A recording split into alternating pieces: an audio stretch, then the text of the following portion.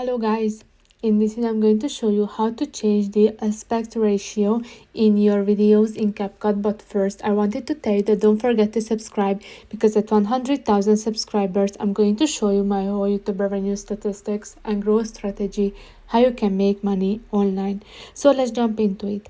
After you open the app, you have to select one of your projects that you would like to edit, or you can start a new one if you click on that plus icon, and now you have to select from your gallery that you would like to edit. And when you open one of them, you have to go to the bottom of the screen, scroll to the right until you see the ratio option, click on it, and here you can select the aspect ratio which is best for you.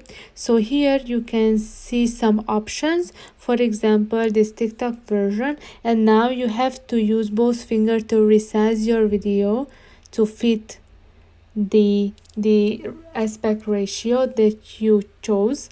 So when you are done, just click on the check mark option on the bottom of the screen, and then you are all set. So that's it for this video. I hope that it was helpful for you. If it was, please consider subscribing, and see you in the next one. Bye bye.